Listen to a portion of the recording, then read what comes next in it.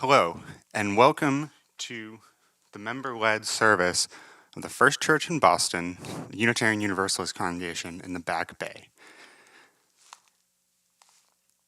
Today's service is entitled A Shared Search, with music by our music director, Gigi Mitchell-Velasco.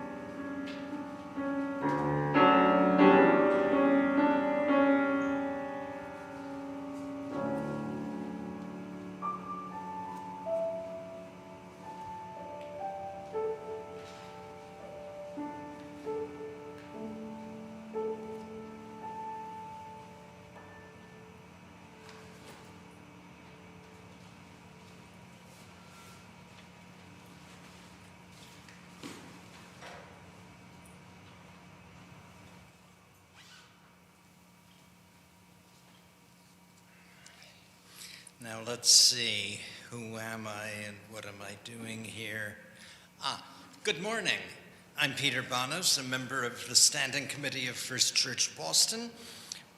We're glad you are with us, either online or in person.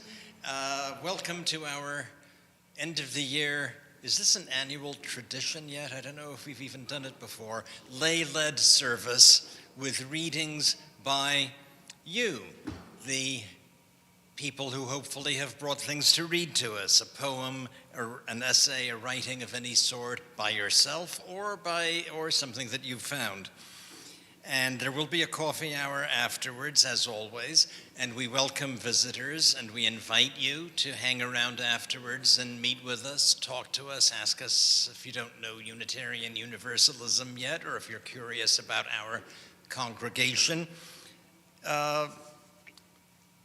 We all like to talk. I'm good at it, I think.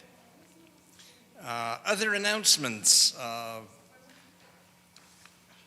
Next week, our senior minister, Stephanie May, the Reverend Dr. Stephanie May, will be back in the pulpit.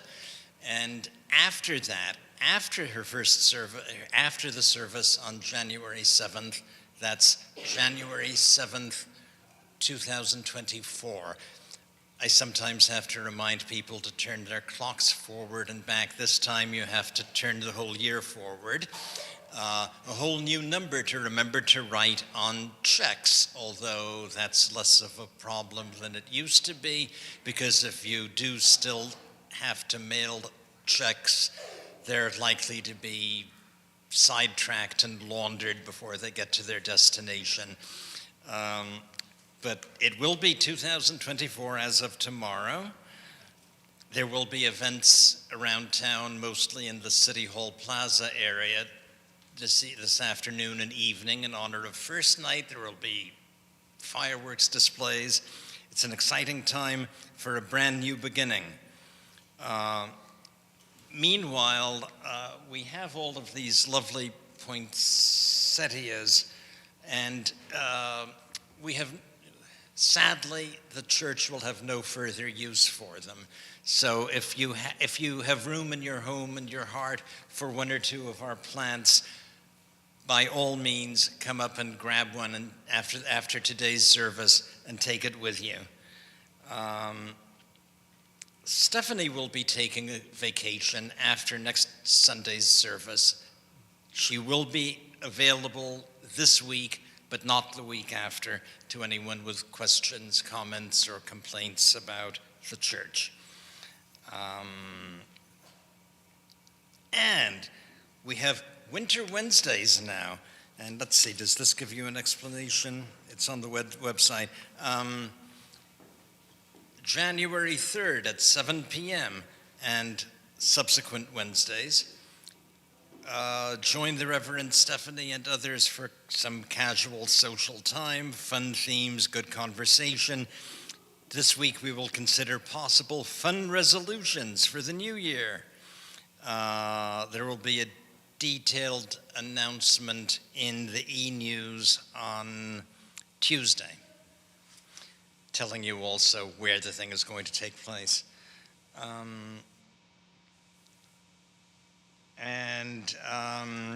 Other than that, this is a lay-led service. I am a lay leader. My friends, the Bensons, Lynn and John Benson, are lay leaders. So if anyone here can count as a leader of this show, it's us. If you have any comments, questions, or complaints, bring them to us. And Lynn will take over the pulpit in a moment as we begin our service.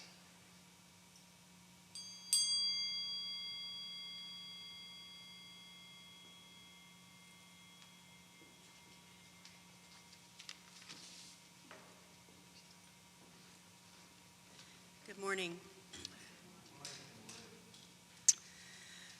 This is our opening words are from a poem by Lois Van Leer, On the Brink of a New Year. We light this chalice on the brink of a new year, letting go of what has been, open and hopeful for what may come, renewed, restored, ready to live life fully anew, may we move forward with intention. For the new year, just days old, beginning today, always beginning, we light our chalice, symbol of faith, perseverance, and hope, in astonished thanksgiving and irrepressible praise. For beginnings that emerge out of endings, appear amidst continuity, become visible in hindsight. We light our chalice, symbol of faith, perseverance, and hope, in astonished thanksgiving and irrepressible praise. For all the times and all the ways we have begun together anew. We light our chalice, symbol of faith, perseverance, and hope, in astonished thanksgiving and irrepressible praise. Please join us in our traditional Unitarian chalice lighting verses. Love is the spirit of this church, and service is its law. This is our great covenant, to dwell together in peace, to seek the truth in love, and love one another.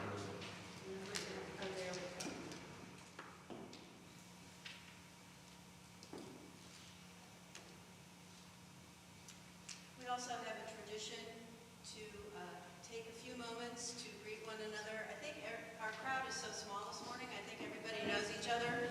Please take a moment to wish each other a Happy New Year.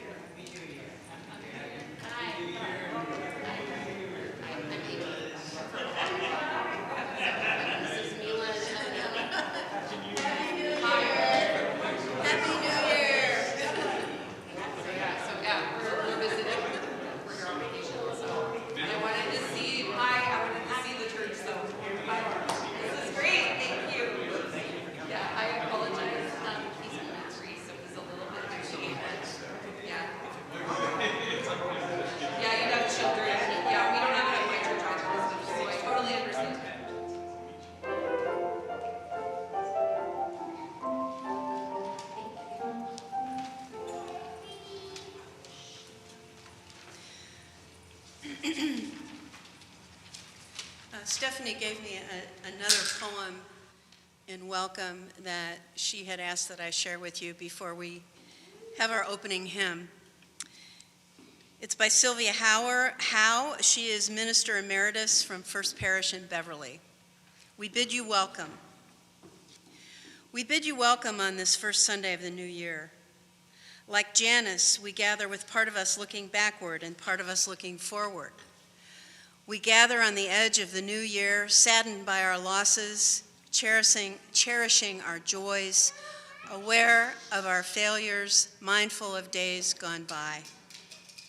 We gather on the cusp of this new year, eager to begin anew, hopeful for what lies ahead, promising to make changes, anticipating tomorrows and tomorrows.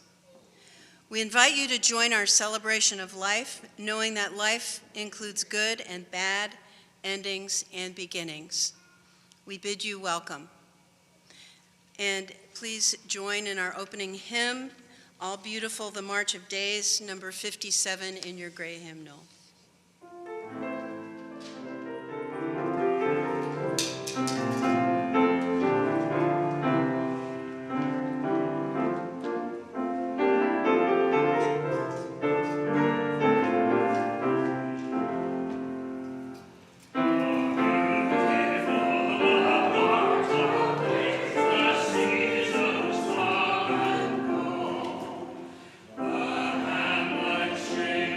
Rose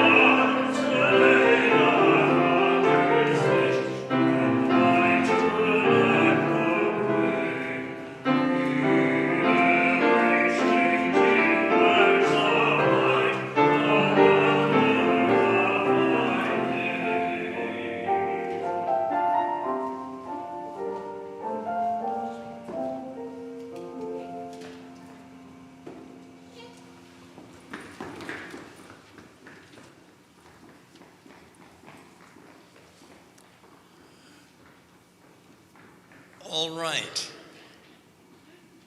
It's up to you.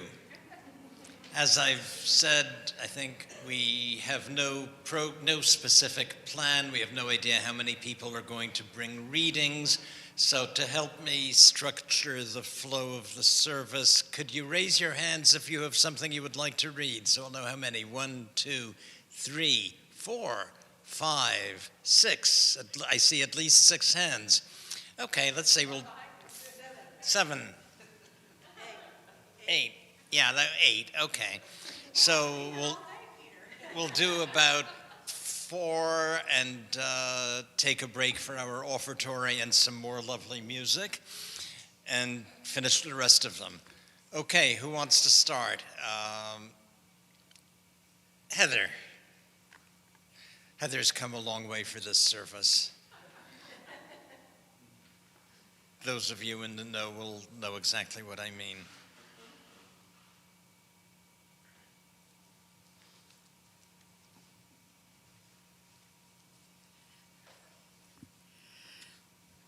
I live just down the block, so that's how far I came. So I'm going to read one poem. This is by Kate Seawalk, and it's for me, and it's called Writer's Block. The best cure for writer's block: find something or someone to edit, an old lover you want to change, verses to rearrange. To effect this magic, one needs to clean house, a scavenger hunt. In every nook and cranny, dusty memories in crevices, like some dirty remodeling job left too long gone.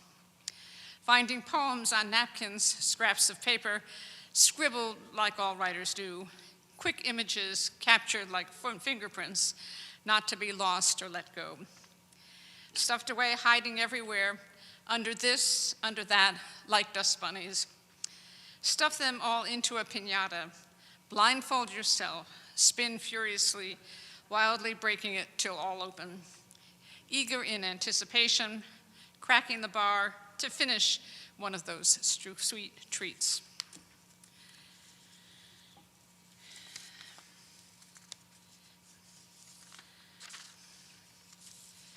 And then this is from a series of poems I wrote as an independent study in college. So I wrote different portraits of family members or people who were associated with my family.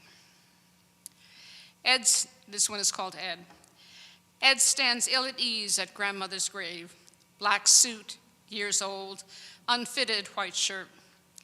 His lips bitten raw because men never cry. On other days, he tended the house. He came with the dawn, though none ever saw, the overalls and steel rims put to tasks. Noon found, hinges hinged, a swing in the yard, and Ed gulping coffee, about to depart. But death is a last house stone strong. Those doors never swing another way. The path could be smoother, some have said, but we follow it blindly nonetheless. And then this is about someone we knew as Uncle Franz, who I think technically was not related to us, but had an uncle appearance in our family. Uncle Franz. Uncle Franz came to visit our house some days. 6'6", dark hair, a Dutch master's man. His sallow, hollow eyes ended in a perfect mustache. The length of this man would scare me at times. I recall the Dutch cookies at Christmas he sent for the children in a tin box as ornate as tin could be. Brown sugar coating, melting too fast, brought visions of wooden shoes and windmill homes. He died, hit by a truck he could no longer hear. We were the only family to mourn, to be guardians of a small legacy from a barren, sterile hotel room. His trunk, now mine, is leaved with labels. Italy, next to Holland, US lines, customs. They tell of travels long since ended and of no more Dutch cookies or journeys to take. Thank you.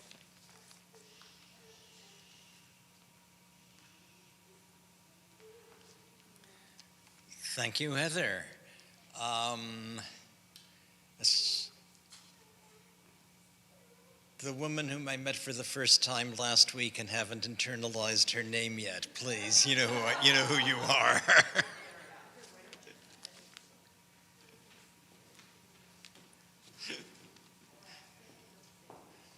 Sorry about that. That's totally fine. So my name is Mariam Mirza, and this is my third time coming to this congregation. I came for the solstice service, and then I came for the Miriam and Mariam and three faith service, and I guess the poem I'm going to read is called "In Memory of William Butler Yeats" by W.H. Auden. And this is something that I had to study for school when I was 15 years old, and it has stayed with me since then because it beautifully captures how the words written by other humans help us see ourselves and meet our lives fully and meet each other fully, and that's something that's very alive for me in my life right now as I'm going through a lot of transitions, and I'm sort of using a lot of non-religious sacred reading, as I call it, to help me through a lot of things in life right now. And coming to the two services in this congregation sort of was in the same theme, so I felt called to share this. And it's kind of a long poem, so I'm only going to be sharing one part, the final part of it, the one that kind of stays with me. Again, this is in memory of William Butler Yeats by W.H. Auden, and there's references to World War II here just for context. Earth received an honored guest. William Yeats is laid to rest. Let the Irish vessel lie, emptied of its poetry. Time that is intolerant of the brave and innocent, and indifferent in a week to a beautiful physique, worships language and forgives everyone by whom it lives, pardons cowardice, conceit, lays its honors at their feet. Time that with this strange excuse pardoned Kipling and his views, and will pardon Paul Claudel, pardons him for writing well. In the nightmare of the dark, all the dogs of Europe bark, and the living nations wait, each sequestered in its hate. Intellectual disgrace stares from every human face, and the seas of pity lie, locked and frozen in each eye. Follow, poet, follow right, to the bottom of the night. With your unconstraining voice, still persuade us to rejoice. With the farming of a verse, make a vineyard of a curse, sing of human unsuccess in a rapture of distress. From the desert of the heart, let the healing fountain start. From the prison of his days, teach the free man how to praise. Thank you.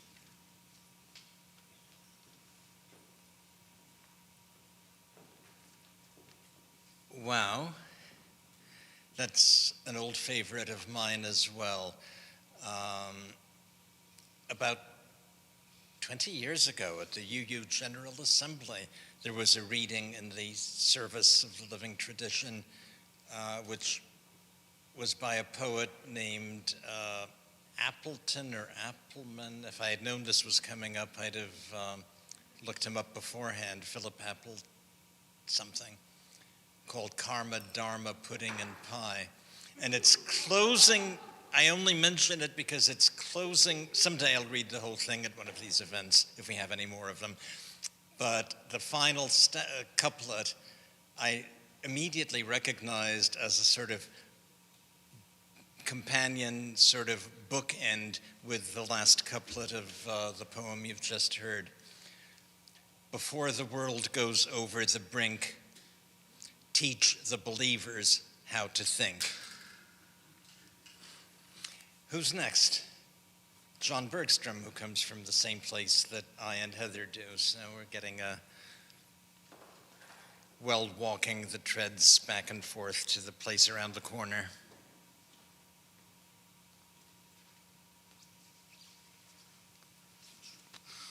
Well, we should never pass up a coincidence, because I was going to read one by Yeats, as a matter of fact. It's not the Second Coming. We'll probably hear that later in the year at some point.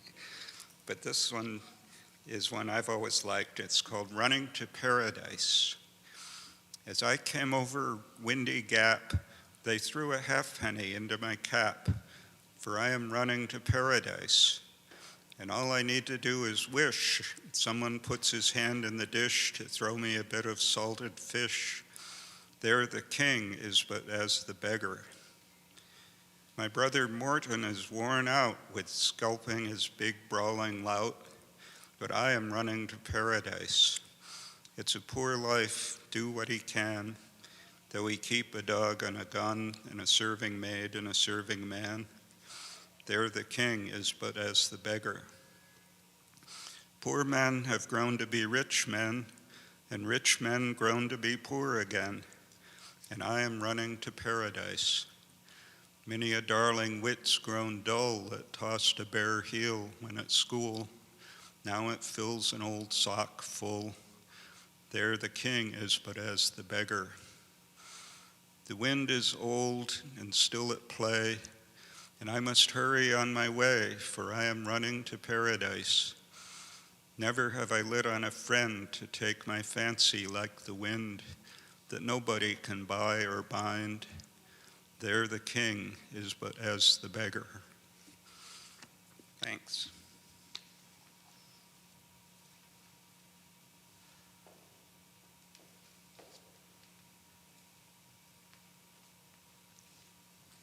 And next, someone from outside the immediate neighborhood. Noel, the seasonably named Noel Velasco.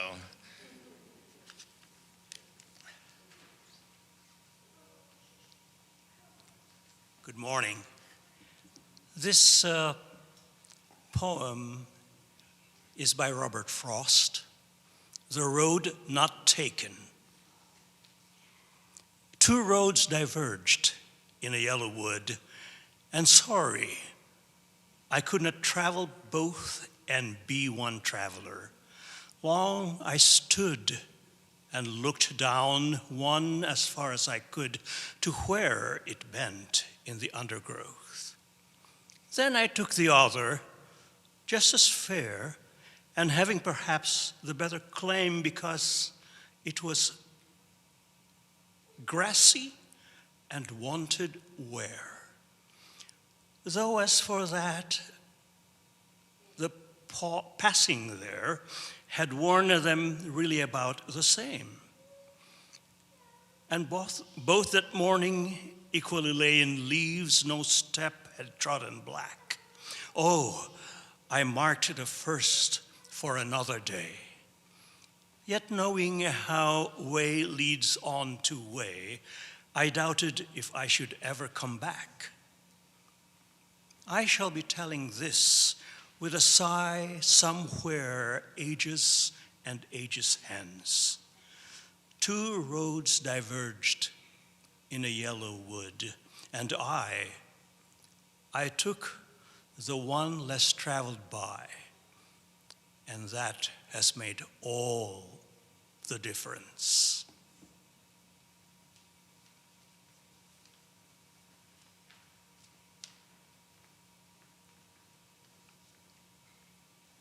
Thank you, Noel. And I've been requested to end this segment of the readings with some Wendell Berry read by my co-leader, Lynn Benson. So I'll yield to her again. Morning. Many of you are familiar with Wendell Berry. Many of his readings are in our Gray Hymnal. I went to the University of Kentucky where he was on the faculty of the English department, and I was an English major. And we were a pretty small department, and And I feel very privileged to have gotten to know him a bit, and so he has remained one of my very favorite poets. So I have 2 poems that I'd like to share with you by Wendell Berry. The first one is called Throwing Away the Mail. Nothing is simple, not even simplification. Thus, throwing away the mail, I exchange the complexity of duty for the simplicity of guilt. The second is a little bit longer. It's called Manifesto, the Mad Farmer Liberation Front. Love the quick profit, the annual raise, vacation with pay. Want more of everything ready-made. Be afraid to know your neighbors and to die. And you will have a window in your head. Not even your future will be a mystery anymore. Your mind will be punched in a card and shut away in a little drawer. When they want you to buy something, they will call you. When they want you to die for profit, they will let you know. So friends, every day do something that will compute. Love the Lord, love the world, work for nothing. Take all that you have and be poor. Love someone who does not deserve it. Denounce the government and embrace the flag. Hope to live in that free republic for which it stands. Give your approval to all you cannot understand. Praise ignorance for what man has not encountered, he has not destroyed. Ask the questions that have no answers. Invest in the millennium. Plant sequoias. Say that your main crop is the forest that you did not plant, that you will not live to harvest. Say that the leaves are harvested when they have rotted into the mold. Call that prophet. Prophecy such returns. Put your faith in the 2 inches of humus that will build under the trees every 1,000 years. Listen to carrion. Put your ear close and hear the faint chattering of the songs that are to come. Expect the end of the world. Laugh. Laughter is immeasurable. Be joyful, though you have considered all the facts. So long as women do not go cheap for power, please women more than men. Ask yourself, will this satisfy a woman satisfied to bear a child? Will this disturb the sleep of a woman near to giving birth? Go with your love to the fields. Lie easy in the shade. Rest your head in her lap. Swear allegiance to what is nighest your thoughts. As soon as the generals and the politicos can predict the motions of your mind, lose it. Leave it as a sign to mark a false trail, the way you didn't go. Be like the fox who makes more tracks than necessary, some in the wrong direction. Practice resurrection.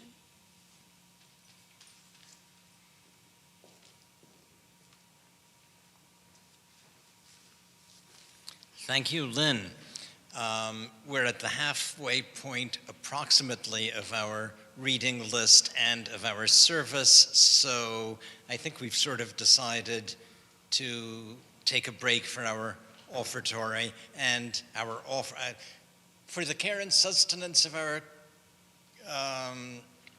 community. Your gifts will be accepted, and we will listen to some more great music sung by, I know this piece, it's a great one, so we'll do that. I'll be back after the music with some more readings. Thank you.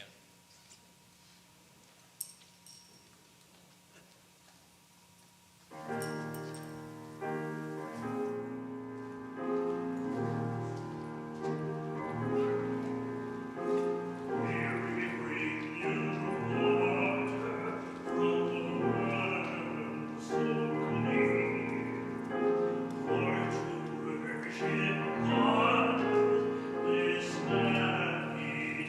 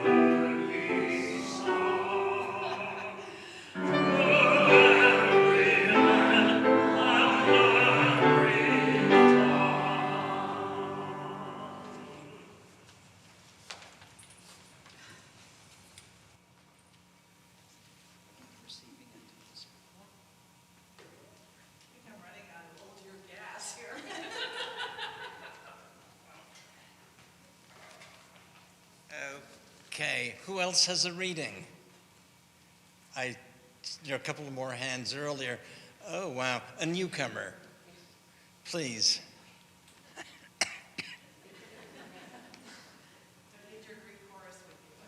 Yeah, I apologize for my kids. They're usually really good at church, so I'm not really sure what's happening today. But thank you. So I'm actually from Ottawa, and we're visiting. You have to stay down there, babe. And we're visiting for vacation. So I wanted to come and see the church from 1630. So I was kind of, so that's why I'm here. So I wanted to go after you because you did Robert Frost, The Road Not Taken, which is what I would have picked. But I was like, that's so long and they don't want to listen to me talk that much. So I picked a different one. Stopping by the woods on a snowy evening, which seems very ironic considering the weather. It's the same weather. So Ottawa is like 6 hours from here, and it's really similar weather right now. We have no snow for Christmas, etc. But it's a great song. It's a great poem for the new year. Whose woods these are, I think I know. His horse in this village through. Oh my gosh. He will not see me stopping here to watch his woods fill up with snow.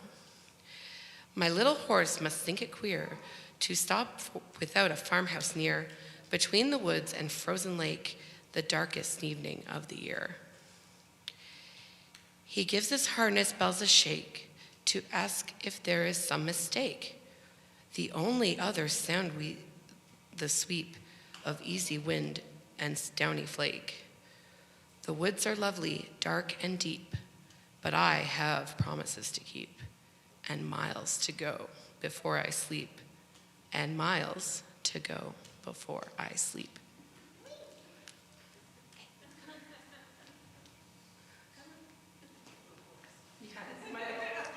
Thank you.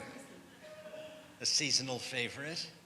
We usually incorporate it in our winter solstice service as well.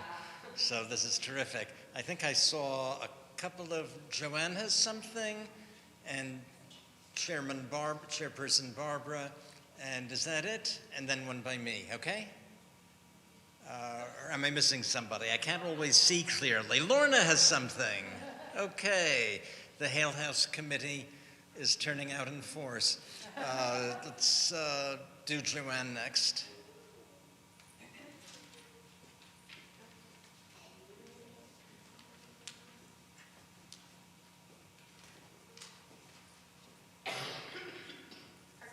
So, I'm Joanne.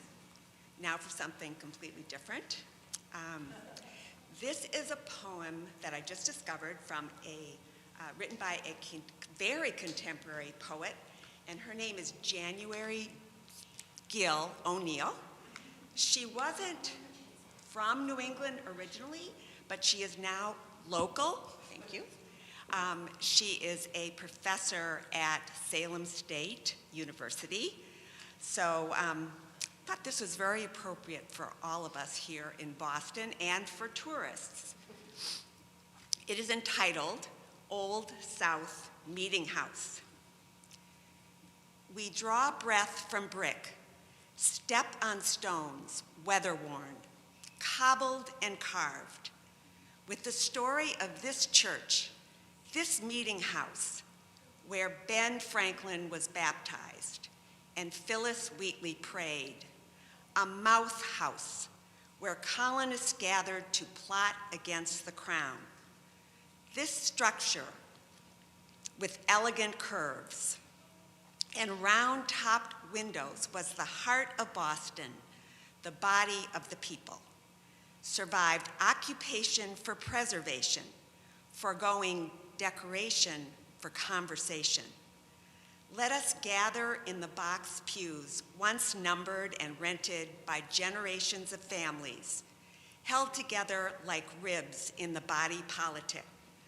Let us gaze upon the upper galleries to the free seats, where the poor and the town slaves listened and waited and pondered and prayed for revolution. Let us testify to the plight of the well-meaning at the pulpit, with its sounding board high above. Congregations raising heads and hands to the sky, we the people, the tourists and townies, one nation under this vaulted roof, exalted voices speaking poetry out loud. In praise and dissent, we draw breath from brick, ignite the fire in us, speak to us the language of hope. I don't know if any of you do poetry.org, Poem a Day. It's sponsored by the Academy of American Poets, and that's where I often discover a lot of contemporary poets. But after each poem they do each day, they have a little piece called About This Poem, and I thought it's helpful to read very briefly what Ms. O'Neill said about it. I wanted to write a poem for Boston's Old South Meeting House, one of the oldest churches in North America and one of the many sites in Boston National Historical Park. In revolutionary times, this was the place to discuss the issues of the day. Boston Tea Party meetings were held here. Phyllis Wheatley worshiped here. Abolitionist writers and thought leaders worked together to save it from the wrecking ball. It is iconic and emblematic of the city's complicated history. Today, this space inspires a new generation as a museum, as a space for a variety of events, including poetry. And in this time of political divides, I wanted to end on a note of hope.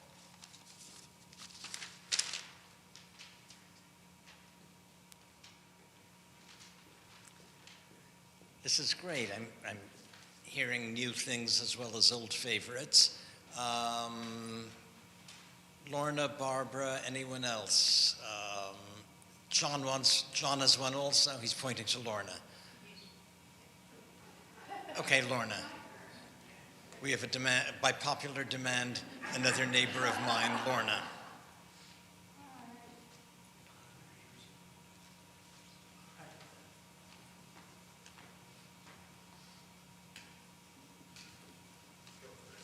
I haven't done this for a long time.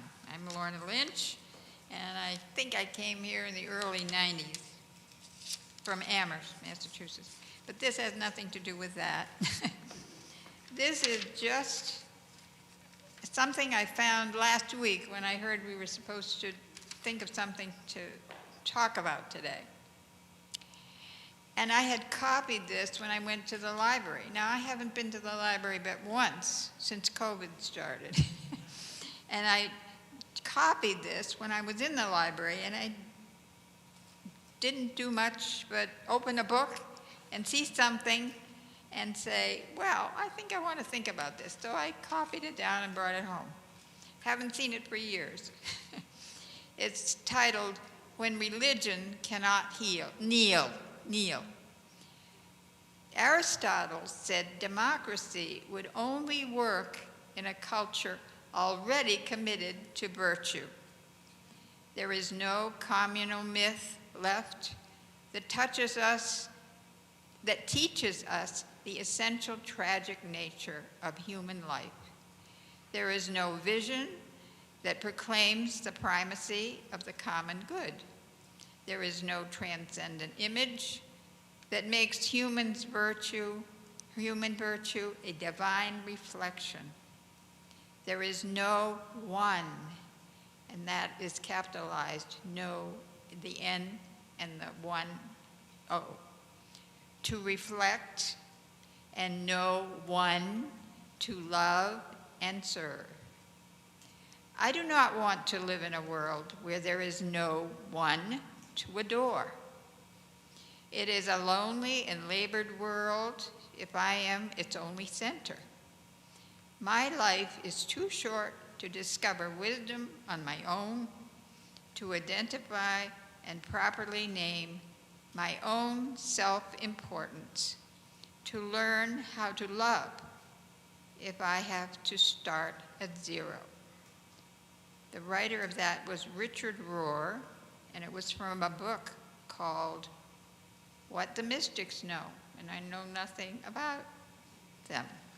However, I was thinking that when I came here from Amherst, I spent 12 years there, I usually guarded the door, And a gentleman came in, I would guess from Nigeria. And he got very disturbed and got up and walked out. And I followed him out the front door and down the steps and along the street and asked him, if he could tell me what was disturbing him. And he said, "You people don't worship anything. You worship yourselves."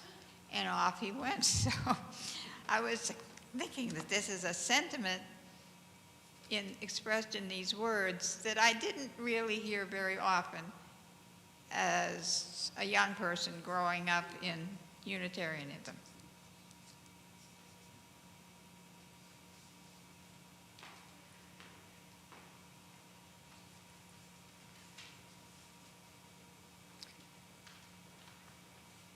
I see Gigi coming. I'm assuming she has more music, but we're not quite ready yet. Okay, thanks. Now John has something. No, he's pointed to Barbara. I already know Barbara. Come on up, Barbara.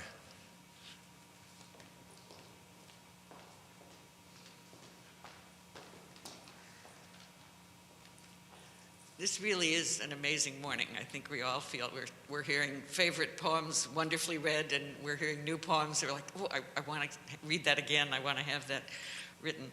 And I'll do the about the poem first.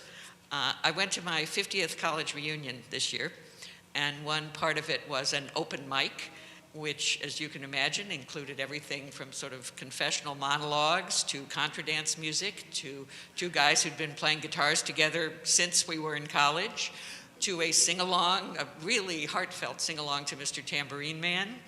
I really would have liked to chat with the current undergraduates who were manning the sound system on what they were thinking of all of this. But it included a reading by a classmate who has begun to write poetry after 40 years of teaching it, and also has recently moved to the Boston area. So I feel a lot of resonances in this poem, and it seemed to me a perfect reunion poem because it refers both to the years when we were all there together, and it refers to being at the beginning of retirement, where many of us were. It's by Ruth Hoberman, and it's entitled Walking with a College Friend After 50 Years. Honestly, I never listened to your litany of trees, differences in bark and phyllotoxy, the endless lists of birds. Dr. Jones led walks at dawn. You went. I drowned ex-boyfriends in Leonard Cohen and cigarettes. But now I watch how red shivers around the woods in fall and ask for names. You know them all. Honey locust, sycamore, sumac, ash. Binoculars slung around our necks. We stare at ponds, say cormorant, great blue heron, wood duck. The males resplendent, almost plaid in black framed rhomboids of taupe and brown. The misses more refined in mottled grays. Willows knuckle the pond's edge. I am so lucky to be here, dissolved in what your naming sees.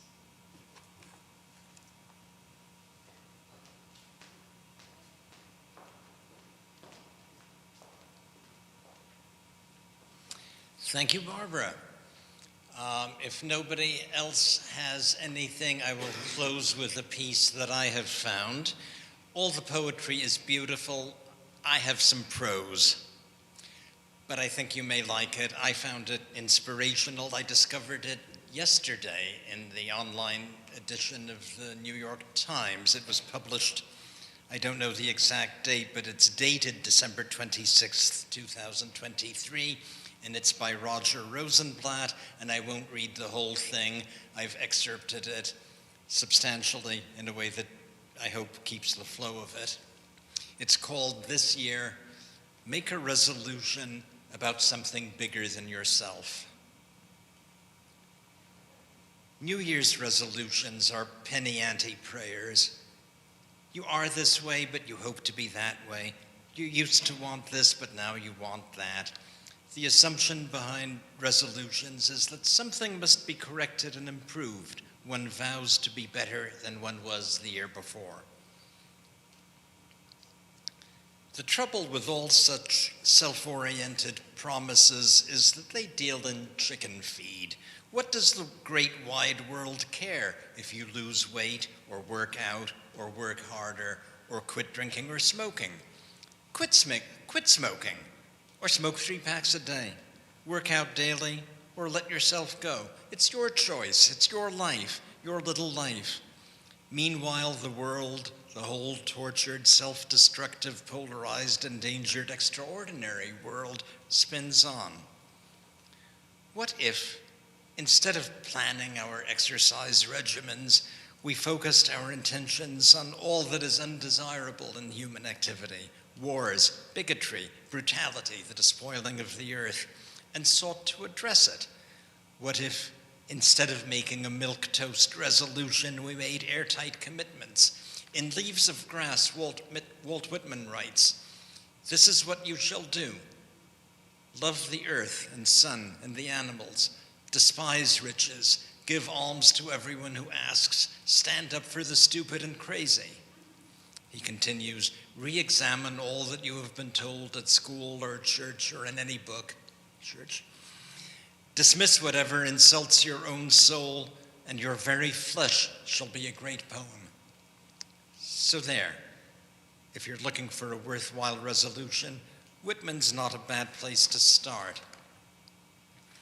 I bypass some also useful language about how apparently incomparable tasks can be approached with small steps, one thing at a time. What will you do right now, this week, this month, to make a better world? Stage a protest. Send a letter to right a wrong or to proffer friendship. A thoughtful, sympathetic letter to a friend in sorrow or distress is a powerful thing. Lend a hand. Offer a word of comfort or inspiration or support or love. Donate money, or, most valuable of all, time. There are so many ways to move this world, right within reach. The great, beautiful irony of all this, of course, is that selflessness is not the opposite of self-improvement. Selflessness is self-improvement, the most meaningful and lasting kind. Practice it, and you may just find that the new year is, in fact, a step up from the last. You may find that all at once you look and feel better than you would have after any amount of dieting or exercise, unburdened of ego, lighter on your feet. Say, haven't you lost weight? Practice it, and suddenly you will find that your little life has gotten big. Big life, grand life, is like art. It is not done well unless the artist dreams expansively, ridiculously, by making a glorious Whitman-sized fool of herself and seeking to enhance everything, every little bit, cure every ill, nothing less. At an event a couple of months ago, someone asked me why I wrote something the way I did, and I found myself blurting out, "To save the world." It was laughable, preposterous, and true.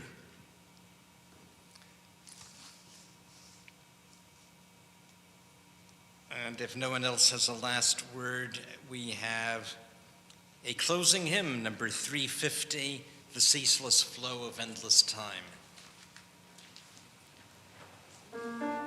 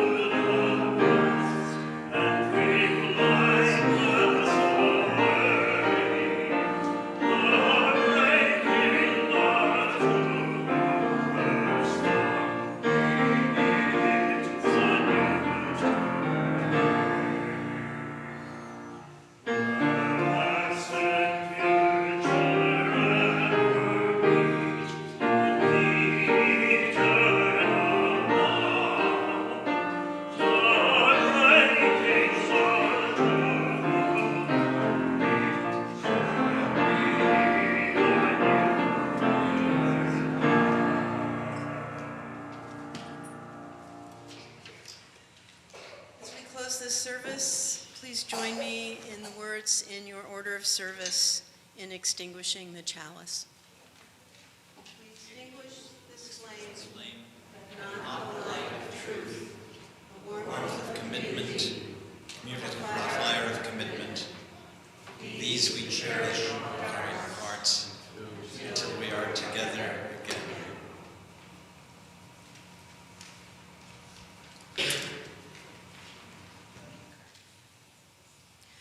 I have one final poem as our benediction and closing. In This New Year by Aaron Stockwell, who is the minister of First Parish in Framingham. In this new year, let us be amazed. Let us search for new life and hope in our midst. Let us nurture creativity in every form. Let us be reminded that new insights of the universe are always being made. In this new year, let us be amazed. Carry each other into the new year. In this new year, may we leave behind the weight of unfulfilled resolutions, of unrealized dreams, and of unrealistic expectations. May we unpack the heavy weight of stories that tell us we are unworthy and unlovable. May we remember that we each carry inside us a spark of the divine. In this new year, may we carry kindness, gentleness, and hope that hold us through even the hardest days and the most daunting risks. May we carry the weight of memory that reminds us of who we are and the weight of spirit that reminds us we are still becoming. May we carry the seed of knowledge that teaches us that improvement and growth aren't linear and individualistic, but are cyclical and communal. May it be so.